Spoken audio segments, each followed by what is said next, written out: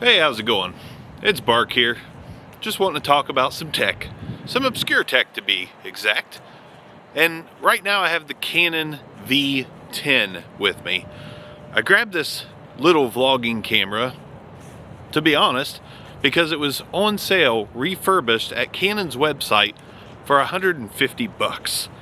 I had some credit card points. I ended up only paying out of pocket about $89 for this camera. The fact that it can be used as a webcam was extremely enticing to me. Not to mention, I do want to vlog more. So why not go with this camera?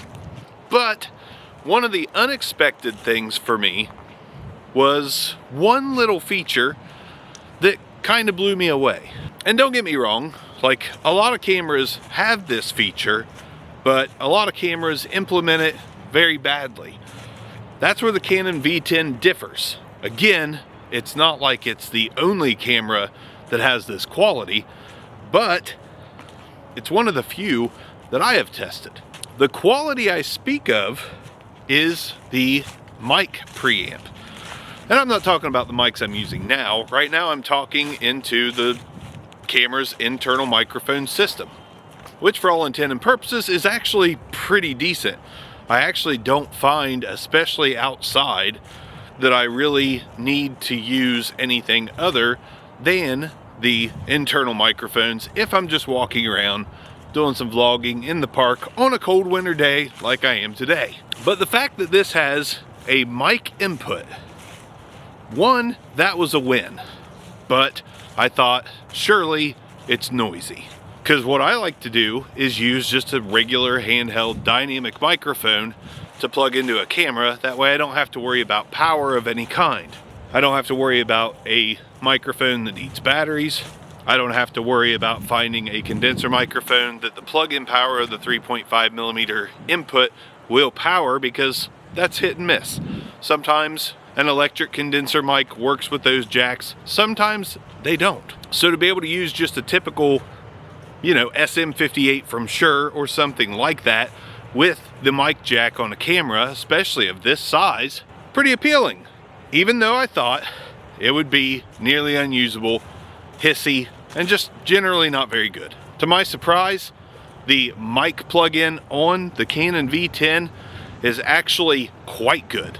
Most cameras, you have to raise the level of the preamp to get any decent sound out of a dynamic microphone, but I found with this camera in particular, I could set it as low as 2 or 3 and get pretty usable levels out of the mic, especially that I can boost and post with very minimal preamp noise. Shut up, I know. Show me. Quit talking about it. Let's just do it. All right, let's go sit down, plug a dynamic mic into this. The dynamic mic in question is a digital reference DRI-100, and I have a cable from Saramonic that is a XLR to 3.5 with a little box that you can switch from TRS to TRRS. That way I'm covered no matter what I'm using. Microphone, digital reference, just a cheapie. Like, you can typically get these when they're on sale for like 20 to 30 bucks. That and this Saramonic cable, which is the SR XLR 35. Link in description for both if you want to pick one up. The cable is my favorite to use with 3.5 millimeter jacks. Let's have a seat. Let's plug in this dynamic. Again, dynamic mics, you typically need a pretty solid preamp to get clean, usable levels out of. And I'm going to show you what the little Canon V10 can do, carrying around just this setup for professional sounding audio. Okay. Now I've got the microphone plugged in with the provided XLR to 3.5 millimeter cable. Again, digital reference DRI-100. I have this plugged in to the V10, and I have it on less than 50% of the preamp's available gain.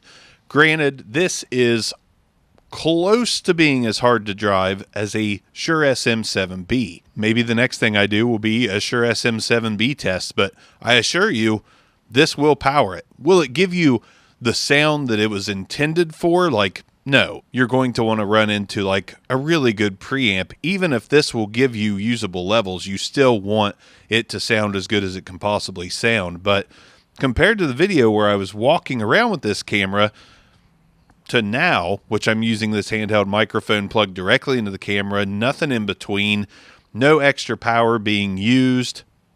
I mean, pretty sweet. Highly usable audio, especially if you want to mess with it in post, but I think it sounds really good. Now, granted, I'm outside, but I'm going to be quiet so you can hear the hiss or lack thereof. The meters drop to like nothing.